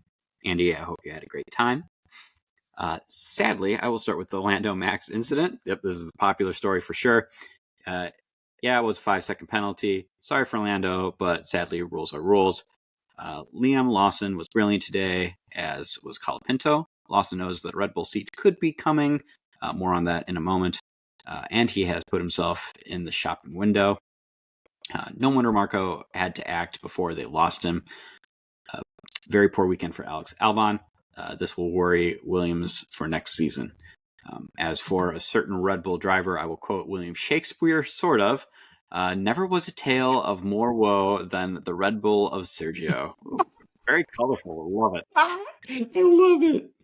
Took about 10 laps to get past the Williams of Colapinto on 38-lap-old tires, and Russell beat him on the final lap, despite Russell starting from the pit lane. Very poor again. As for the big winners, Ferrari, they had the pace and they took it in the race. Red Bull may be worried about dropping to third in constructors. I think they're beyond worried at this point. I think it's a given. I think it's probably going to happen. Yep. Max is probably worth a driver and a half, but he can't fight the battle by himself. Oh, and Lewis Hamilton had the main quali and race from hell. I know he was up to 12th on the first lap. Brundle got too overexcited on the broadcast, but then went and ruined it all. He wants to get into a Ferrari doubly quick now. I forgot to add, Sauber watched this race. Joe at one point was up to 13th before spinning by himself and finishing last. Bottas beat Ocon, though, at least, who pitted to get fastest lap, which proves why the fastest lap point has been removed for next season. Yep. Hit the nail on the head with that one. Mm-hmm. We already talked about the fastest lap. I think, I guess technically they haven't still announced the second Sauber, Audi seat, whatever it's going to be for next year. But I really, really, really don't think it's going to go to Zhou Guanyu. Nice guy. No. Exciting to have a Chinese driver in the sport. But I don't think he's shown that he's got the chops, which is unfortunate. And you have something for them? Oh no, I don't. I wish I had a great Sauber point. I was still trying to get over the tale of woe than the Red Bull of Sergio, which is my God. I mean, again, I'm going to find that Christian Horner sound, and I might just share it on social media if I find it, just because it was really the first time I've seen Christian not be very, very high on. Not supportive on Sergio. Yeah, there. Yeah. And it's interesting, the long awaited, it's been on Reddit, it's been on a few different places. I know that the burbling rumor is that somehow Sergio Perez is going to announce his retirement this weekend upcoming. Mm-hmm. We'll watch for it. I don't think it's going to happen. I think it's very unfounded. I think he's got a contract and that's the end of it, but that would be a blockbuster if that happens. Yeah, I don't see that happening, mostly because of said contract. It would be a little strange for him to, without anyone else having been announced for the seat, without it ever being announced from the team that he's not up to snuff for his contract. I think it would be very strange for him to announce that he's retiring this weekend. Unless he's decided that he doesn't feel like he's got it anymore, which pretty much everything else that he said in the media goes counter to that. You know, he thinks that he does still have it, and that maybe things just aren't going his way at the moment. So I don't see it happening. It would be nuts if it did happen, but I suppose if there was going to be a venue for him to do that, it would be the Mexican Grand Prix. Let's see. Anything else in here that we didn't touch on? Nope. Yep. Liam Lawson, brilliant. Yep, got that one. I do find it interesting that you did agree with the Lando getting the 5-second penalty. It does seem to be the unpopular opinion, unless you are a diehard Max fan, which I am, and I don't even really agree with what happened. But it is what it is, and as you said, Andy, it's not changing now. And I think with the Alex Albon stuff, maybe I was overblowing it before. I didn't want to go to say that I felt that Alex should be really fearful for his seat yet. I think, no matter what happens, it's going to be Albon and Sainz in that seat next year. And I think Carlos Sainz will be a great measurement for where Alex Albon actually stands, because we've seen Carlos Sainz perform very well in many different cars at this point, and he has done very well for himself at Ferrari, taken a couple wins at this point, several in fact, and overall just had great performances. So we know that Carlos Sainz in top machinery is tried and true and successful, and if Alex Albon stacks up against Carlos Sainz, if they're pretty evenly matched, I think that will speak volumes for Alex. Also will speak volumes for Colapinto in a way too, because he also stacked up against Alex, who would be potentially stacking up against Carlos. But I digress. I don't think we should be really too worried about Albon until we get partway into next season, because if Colapinto doesn't go to Sauber, which you said would take a lot of pieces falling into place and a lot of negotiations, he's going to be there as their test driver, I would think. So he's going to be sitting there waiting in the wings, and I'm thinking that even if it's not said outright, Alex is going to have that in his head that, well, there's Colapinto who looked really good last year waiting in the wings, so if I don't prove my stuff against Carlos, it could be me on the chopping block here. But we haven't seen how they stack up against each other. Yeah, I mean, I think the one thing that Albon's got going for him, believe it or not, is time. I believe the plan is for Colapinto to go back into F2 next year. So that will pretty much get him, at least if he doesn't get a Sauber seat. I know James Vowles is lobbying to try to get the powers that be, and if there's negotiation afoot, we'll see if that happens. But if not, I would think the Williams plan would be to say, yeah, you're right. He's going to be the reserve. He's going to be on the F2 schedule, and he'll be at the track embedded with the team doing all of that type of stuff. And that, I think, buys Albon some time. If he's coming in and Sainz comes in and they're both struggling, okay, and Colapinto isn't, then it's a bigger headache. If Sainz is outshining Albon and we're having this discussion at this time next year, it's a bigger headache. Like, it's a great thing to have another competitive driver and a guy that really we didn't think was going to come out of anywhere, and then boom, here he is. Which is it's been a great story. But he's also had no pressure on him, and he knows that. He knows, he's just out there kind of doing his thing right now. And then maybe if he's got a longer term contract, maybe that changes things. I don't know. We're going to find out. But there is definitely pieces that have to fall into place before we see kind of where this all shakes out. But I do think it gives Albon some time, and he's got to respond now. I agree. Our last fan email comes in from the Formula. Thank you, Mr. Formula. And he looks like he's got the right idea with the positive side of things, because he says, that was a damn entertaining race. So much top-notch wheel-to-wheel action throughout the field, mixed with some nice offset tire strategies.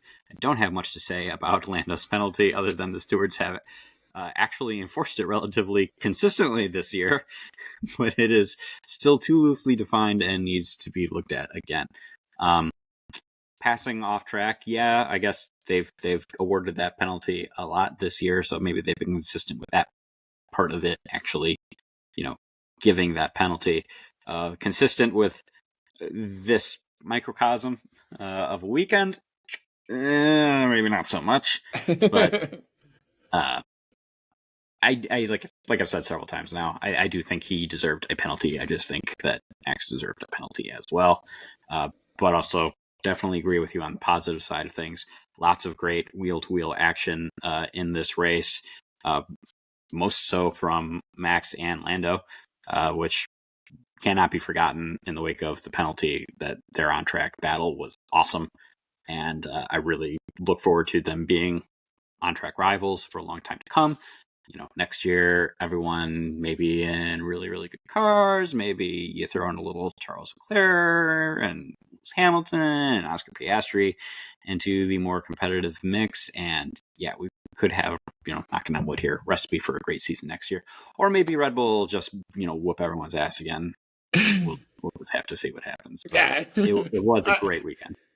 Yeah, I mean, just from I also want to say kudos to a lot of the fans, because they got it.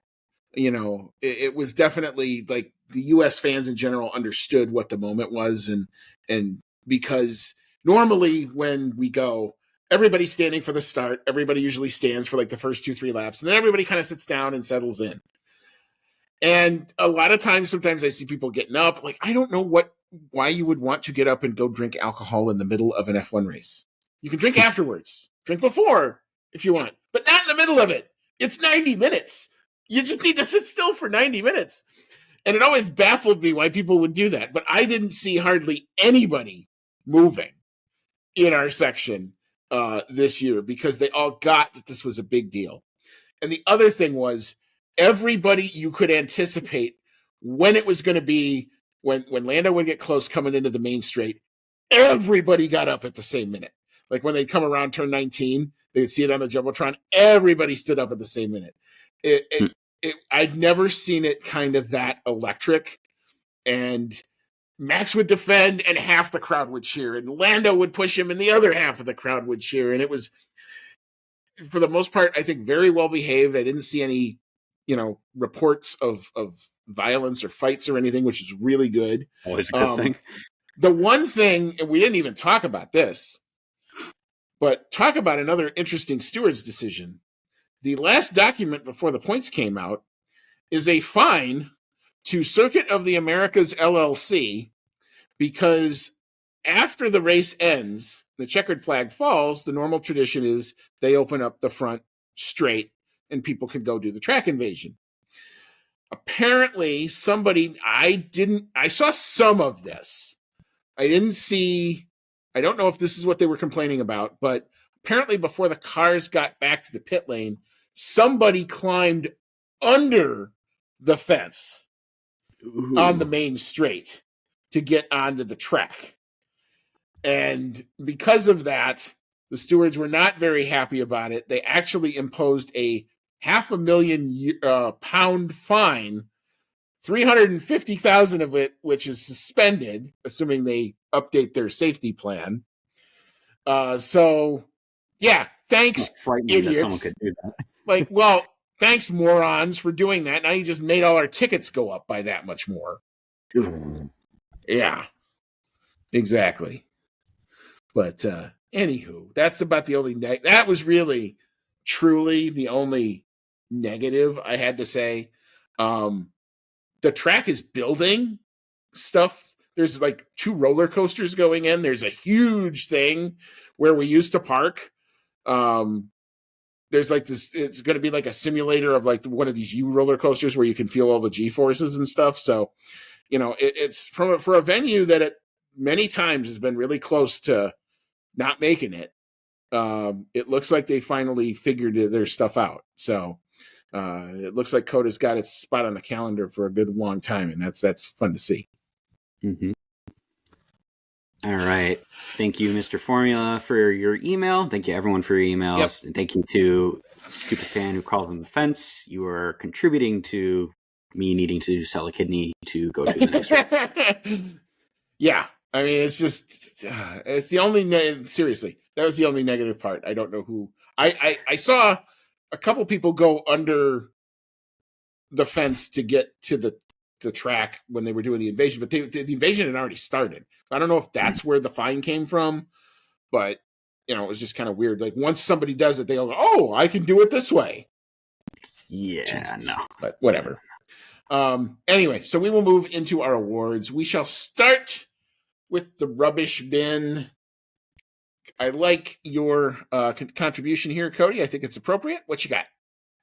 My rubbish award is going to go to Lewis Hamilton, and honestly, I think Lewis Hamilton would probably agree with me on this one. He didn't look very strong at any point in the weekend. Kind of had lukewarm qualifying in the sprint race, didn't really improve on that during the sprint race itself. Frankly, awful qualifying session for the main Grand Prix, and then the Grand Prix itself ended very quickly because of losing control of the car and ending up in the gravel trap. Said it before, one to forget. He's going to be happy to leave this one behind. I gotta wonder at this point if he's just starting to get angry or at the car and just looking forward to that Ferrari drive on this the horizon, especially with Charles Leclerc bringing home the win this weekend.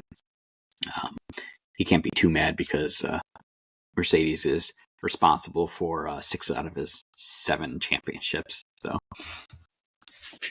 yeah, I think it's probably just they're both kind of waiting for the year to end, And look, he's won a couple races this year, which is so much better than we ever thought that they were going to do. And yeah. I've said a lot of times about Mercedes, they felt a lot like the arc that McLaren were doing last year, where they were coming into it and figuring stuff out kind of on the fly, which also means that sometimes you just have some off weekends. And, even after the updates that brought McLaren back into the mix last year, they had some weekends to forget as well. So, it happens. And the thing that I take from this weekend a lot more than I take from some other ones, these cars are very circuit specific, they're grip specific, they're temperature specific, and they're wind specific. And that's one of the things I think Mercedes has a lot of weather sensitivity to it. One day, this weekend got warmer, and as the warmer it got, the worse they got. And that kind of is consistent with what I've been saying. I think they like it cool, damp, semi-wet, to really, really be good, for their setup right now. And this weekend just wasn't. So it didn't shock me that they kind of fell back a little bit, but you know, they're obviously capable of producing something good because they, Russell was P2 in the sprint quali. So there's pace there. They just got to figure out how to hone it in. So I don't think that I don't think it's as far. They're not as far away as they looked. If I would say that. So my rubbish award just basically goes to this set of rules. Not necessarily the stewards part of it. I think the stewards actually did what the rules told them to do, so I can't really yell at them for that. But it's just frustrating as all get out that's the talking point. That this is the talking point as opposed to the great battle, and that the resolution of the battle ends up in a steward's room. It's just so unfortunate. The other part of it is, as a fan and as somebody who watches races and does a show like this, I would like to be able to tell you with kind of relative certainty what I think is going to happen when I see something happen like this. And I literally put my arms up and went, I don't know. Because I don't know. I almost wanted to download the old frustrated Alonso where I think he was with McLaren at the time, where somebody was asking him, how's the tires, how the pace? And Fernando just goes, I don't know. That's kind of how I feel about this at this point. Like, I really I don't know what I don't know, apparently. And I saw a nice piece this morning before flying home that apparently this is what the teams really wanted. They wanted it to get this granular. And if that's what the case is, that's the error. Go back and let's go back to being racers and not frame by frame analyzers of this kind of stuff, because there was a great epic battle. It should have been able to end a much better way than that. And it's just unfortunate that this great thing, and that's the talking point, that everyone walks away with it. The teams want it to be that granular because it gives them rules lawyering fuel. It gives them something to grab onto and say, well, he can't do this because it says this in the rules. And but I think for the spectacle, it doesn't help. Yeah, I mean, it's one of those instances where you wish the teams would sacrifice some bargaining power for the good of the show. And for whatever reason, they didn't want that. And so for all of those reasons, this whole thing, to me, goes in the bin. And I'm done talking about it at this point. All right. So we'll move on to analysis paralysis. This one was hard. There wasn't a whole lot of strategy that I thought was really bad. The only thing I could really think of, everybody else, a lot of people went on a one stop. The one driver who didn't was Kevin Magnussen. I thought he was one of the earliest on the two stop, and it just didn't work out for him. So I'm not like, it wasn't, this isn't an egregious analysis paralysis, but I can't really think of anything else. I'm going to give it to K-Mag just for that, even though I think the arrow is definitely pointing up for both Haas drivers, especially given updates that are working. Haas updates working. That's a headline I never thought I'd say. Haas updates working is a very good thing. I also had a really hard time figuring out analysis paralysis for this one. Let's see here. Generally, really good strategy from everybody. Nothing super egregious there. We at least got the decisions for our penalties very quickly. I was actually a little surprised that we got the 5-second penalty for Lando before the race was concluded, which was I was expecting to refresh Twitter from the parking lot. Mm-hmm. Yep. So glad we got, controversial as it is, glad at least we got it squared away right away, so that at least we didn't have one guy on the podium and then 20 minutes later, hour later, find out, oh yeah, he had to hand in a trophy. So I guess for this one, I'm gonna glomp onto your opinion for analysis paralysis. It did seem like most of the teams caught on early on that it was gonna turn into a one stop, despite it seemed like a lot of people were thinking it was going to be a two stop before the race. Even Ruth Buscom, I might be butchering her name a little bit, but she is experienced strategy engineer for several teams, and she was saying on the broadcast that she thought it was going to be a two stop before the race. So did Pirelli. So it just goes to show that the track conditions can change. Everything factors into it. The track surface, the new track surface, that no one was really 100% sure what was going to go on with it. It did end up evolving into a one stop. I think maybe K-Mag could have come out better if they decided to not divide their strategy there. Or did I can't remember. Did Hulkenberg also do two stops, or did he just do one? I don't know. I'd have to look. Either way, it didn't work out for K-Mag. Yeah, exactly. Let me see. All right, so we'll move on. We'll just leave the analysis paralysis there. Dark horse of the day. I think this one's kind of universal. I've got two. Liam Lawson and Franco Colapinto, young guys coming in, doing. I just thought both these guys did an amazing job all weekend. So I salute. They're definitely punching above their weight. Liam Lawson has now fully put his hat in the ring in the Red Bull second seat discussion now. Franco Colapinto is giving Williams a headache as to what they're going to do. So, great job by both these guys all weekend. Yeah, 100% agree. Liam Lawson coming in, scoring points. Franco Colapinto continuing to score points. Both of them outdoing their more experienced teammates in the Grand Prix. Not much more to say on them. It's just fantastic how they're doing coming in. Yep, very good. All right, so we'll move on to driver of the day. I think we've got consensus here as well. Charles Leclerc, for making it look easy, for making a tough track look easy, just nicely balanced, smooth as you like. Didn't have to be on TV because he was by himself. And I watched him do all 56 of those laps. They all look the same to me. So, Charles Leclerc, top-notch, great drive. Probably the best overall win of his career. Yeah, in agreement here again. Leclerc was in control the entire Grand Prix as soon as he got into the lead. Controlled it start to finish. Didn't have to push too hard. Didn't have any mistakes of note, at least none that I saw on the broadcast. Never had a doubt that he was going to come home with the win. Yep, very good there. All right, last bit of business before we hop on out for the evening. We need to talk about predictions. So the good news is both of us scored points, so that's good. I got 2 points. I got P3 on the podium for Max Verstappen, and I did get the closer of the fastest overall lap time, although we were not fast enough on both of those accounts. So for the fastest lap time for the race, at least we were close. Yes, that was at least close. Like the qualifying one was bad. It's like 2 seconds off. Yeah. We did not account enough for the new track surface, apparently. But you did get 3 points. You did get the pole sitter because you got Lando Norris. Good going on the prediction there. You got the prop bet because Max did win the sprint. Good going there. And your qualifying time was closer than mine.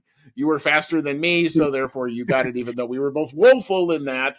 But you do win the weekend 3-2. Congratulations. Nicely done there, sir. All right, so that will wrap up, like I said, an entertaining, enthralling, drama-filled U.S. Grand Prix. It's one of the reasons I love going to that circuit. And what I hope next year we get to do is get a big old group together. So I'm not just doing this kind of by myself next year, but we'll see what life throws at us, all of that. So we are right back at it. We've got the Mexican GP approaching quickly. We're going to turn it around. Look for a preview later on this week. And we're all set to go with that. So for Cody, it's been Andy. Thank you all for sticking with us as long as you have. I know this is a longer episode, but there's so much to get into. And as always, folks, may all your laps be fast.